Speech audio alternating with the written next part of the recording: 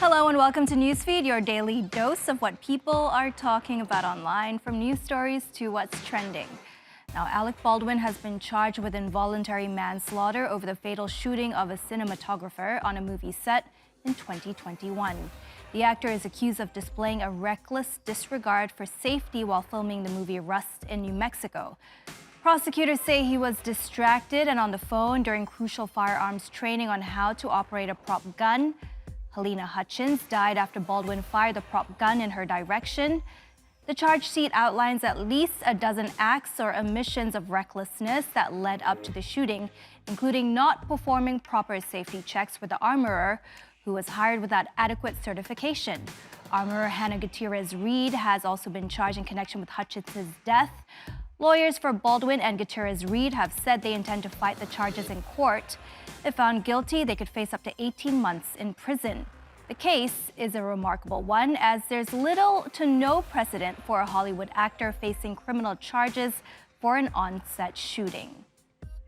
Now, how could it play out? It is a possibility that he could do time. Now, in my experience, do I believe that that's what will happen in actuality? I highly doubt it. I think that if they are approaching a situation where the prosecution team is really honing in and shooting for incarceration, I think you'll see some fast wheeling and dealing in that courthouse. And on the eve of trial, you'll hit a plea agreement, and then it'll magically dissolve into something else. That's what I see. Certainly for Mr. Baldwin, I'm a little curious on how things will met out for the armorer.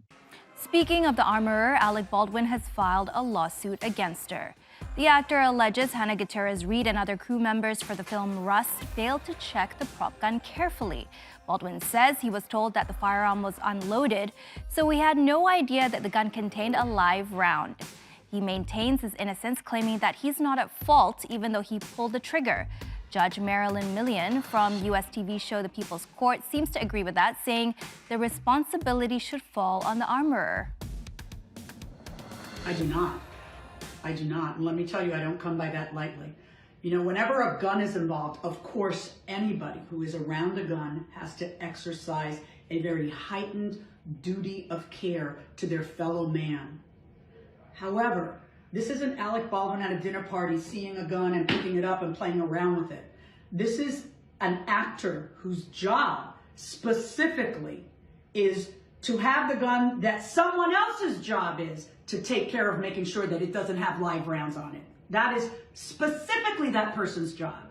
So it makes sense to me that that person was charged, but then when there's nothing but evidence saying that it was handed to him and he was told that it was safe and it was not loaded, what duty of care did he have beyond that when that's how the whole thing is set up? This is exactly why you keep your mouth shut if you're arrested, even if you're not arrested. Look they're using his old interviews against him. Just should have kept your mouth shut. Always keep your mouth shut. It's a really tough situation, but it serves as a great reminder for all of us that you simply cannot speak to the police after a serious incident without speaking with an attorney first.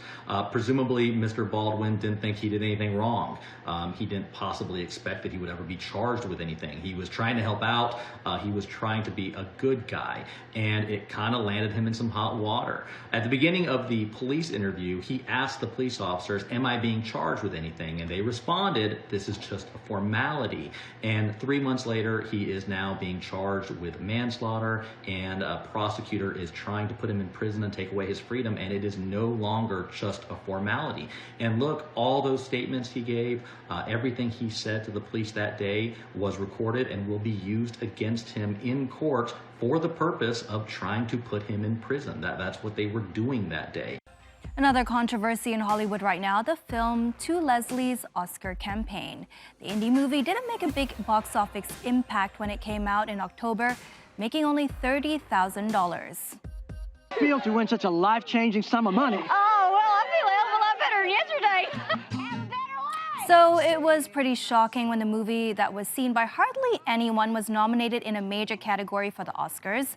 Well, Andrea Riseborough's Best Actress nomination came after a massive celebrity campaign that saw the likes of Edward Norton and Kate Winslet champion the Little Seen film. after much criticism because, well, it actually contravenes Oscar rules for filmmakers to lobby to Academy members. The Academy met on Tuesday and determined that the online campaign didn't actually break its regulations, although it said the social media tactics were cause for concern. The Academy says the parties responsible will be dealt with directly. Riseborough's nomination had also been criticized, as some said it came at the expense of Black actresses Viola Davis and Danielle Deadwyler. The controversy reignited the hashtag #OscarsSoWhite online. Riseborough's ability to garner an Oscar nomination for Best Actress in a Leading Role for Till Leslie is not only a fascinating case study on Oscars campaigning, but also how elitism and white privilege are still very much prevalent in Hollywood and how that can impact one's Oscars campaign. Mary McCormick, who is the wife of the director of Till Leslie, Michael Morris, and her friends emailed a ton of the members of the Academy's actors branch, apparently having all these contacts at her disposal, interesting, begging them to see the Little Wash alcoholic drama and post online about Riseborough's searing performance, and a lot of those contacts included Gwyneth Paltrow, Jen Aniston, Kate Blanchett herself, Amy Adams, Ed Norton, and much more. Why do I feel like this is not the end of the story? Like, it's going to be talked about the day of. It's definitely going to be talked about if she wins. And it'll probably be talked about for the strategies for next year. What do you think? So after lying about his religion, education, work, and even his own name, U.S. Congressman George Santos is stepping down from 2 House committees. Santos says he wants to focus on his constituents in New York and do his job without being a distraction. Although you could argue his lies have provided plenty of distraction since he won his seat back in November. Let's see if you can count all of his falsehoods in 60 seconds. Start the clock. George Santos said he attended the elite Horace Mann school, but poor thing had to drop out before he could graduate because he said his parents couldn't afford the fees. Turns out that was false. The school told CNN there's no record he ever went there. He said he had degrees from Baruch College and from NYU, but now admits he's never graduated from any university. He said he worked for Goldman Sachs and Citigroup. He now admits he didn't. He said he owned 13 properties as part of his family's real estate portfolio. He now admits he doesn't. He claimed he founded a tax-exempt animal rescue group called Friends of Pets United, but the IRS has no record of such a tax-exempt group. He claimed he lost 4 employees in the Pulse nightclub attack. The New York Times found no proof of that. He claimed to be biracial, half black, half white. He isn't. He said he was Jewish, called himself a proud American Jew, but now says he's Catholic, and only meant to say he was Jewish, whatever that means. Worse, he said his grandparents were Holocaust survivors. His campaign website described them as Belgian immigrants that fled the devastation of World War II Europe, even though the Forward newspaper reports that they were born in Brazil. In fact, he said those grandparents were of Ukrainian descent, that his mother's family name was originally Zabrovsky, even though CNN checked with professional genealogists who said there's no sign of Jewish and or Ukrainian heritage and no indication of name changes along the way. And in July of 2021, Santos said 9/11 claimed my mother's life, but soon after he said that his mother died in 2016. Yes, 15 years after 9/11. George Santos. Wow. And despite all his lies being outed like that, George Santos has resisted calls to resign. Even the folks who voted him into office now want him out. A new poll conducted in Santos's district shows that more than 70% of his constituents want him replaced. Talk about being thick-skinned. Santos denies that he's faked his way into Congress. Despite a slim majority in Congress, some Republicans have called for Santos to be booted from the House, but the Speaker, Kevin McCarthy, has stood by him. Well, what I find is the voters have elected George Santos. If there is a concern, he will go through ethics. If there is something that is found, he will be dealt with in that manner. But they have a voice in this process. All right, believe it or not, the phrase dead as a dodo may soon be dead as a dodo. A de-extinction company is trying to resurrect the bird that went extinct in the 16th century. Colossal Biosciences says it's fully sequenced the bird's genome for the first time. The company has also secured $150 million in new funding to bring back the iconic flightless bird. The dodo has become a powerful symbol of extinction, having been wiped out in 1681 as a result of human interference on its native island of Mauritius. Colossal Biosciences says its goal isn't just to bring back the dodo just for the vibes. It ultimately wants to reintroduce species back into their natural habitats. The company has earmarked 3 species it wants to resurrect. First, there's the dodo, as we mentioned earlier. Now, humans hunted it, introduced predators and pests to its environment, and helped destroy its habitat. By 1681, the bird was extinct from its homeland, Mauritius. Colossal Biosciences also wants to resurrect woolly mammoths. They died out at least 4,000 years ago on Wrangel Island off the northeastern coast of Russia. Why they became extinct is a topic of hot debate. but many argue it was caused by warming climate, habitat loss, and human predation. And then there's the thylacine, also known as the Tasmanian tiger, native to Australia. The last known thylacine died at a zoo in Tasmania in 1936. And although many believe that a government bounty was the main reason for their extinction, there were other factors like the spread of an epidemic disease through their population in the 1920s. Some believe the thylacine survived in the wild for several decades after 1936, but there have been no confirmed sightings.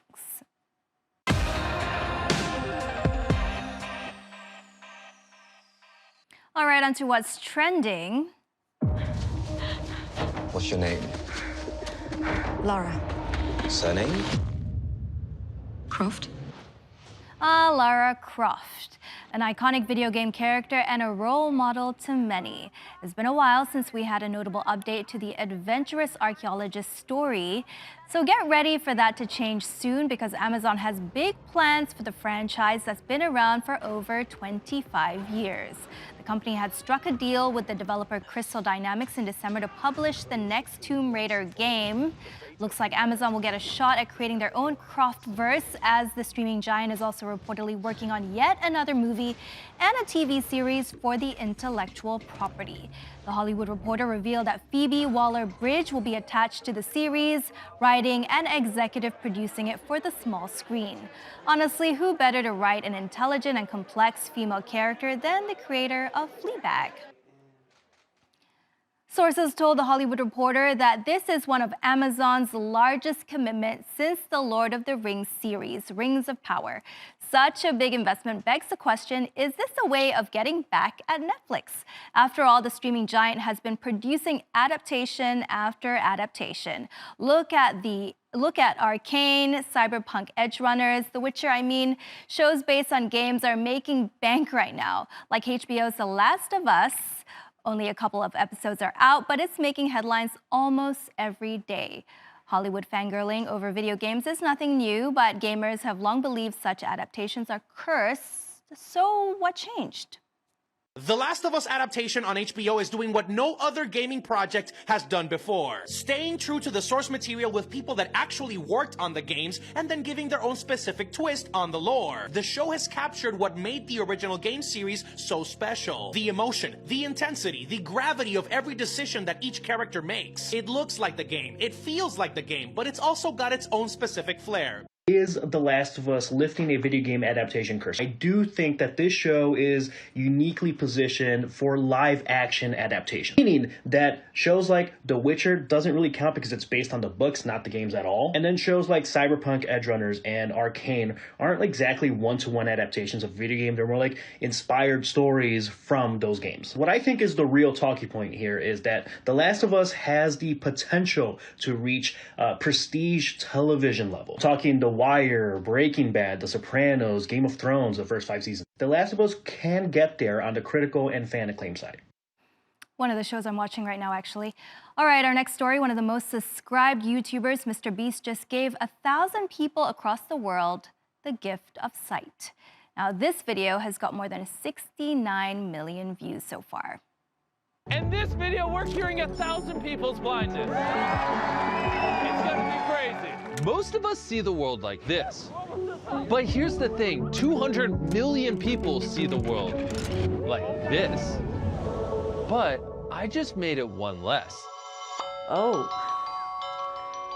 Wow. She's just one of 1,000 blind people we helped from around the world.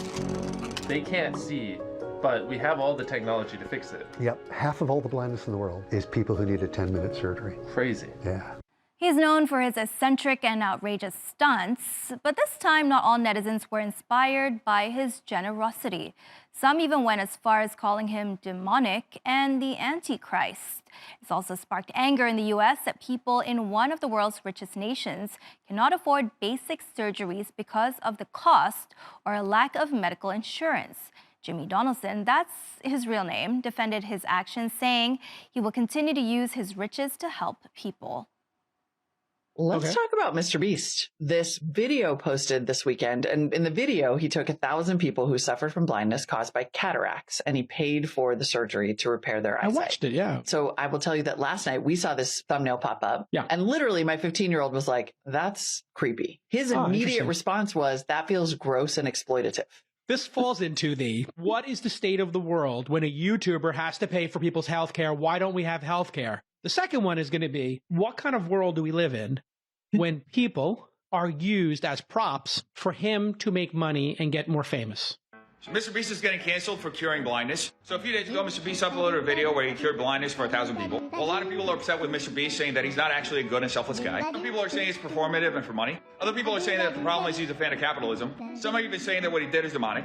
And others are going as far to say that he's the Antichrist. I guess good deeds do not go unpunished. That's right. Mr. Beast cured 1,000 people from blindness. He also tweeted out, I don't understand why curable blindness is a thing. Why don't the government step in and help?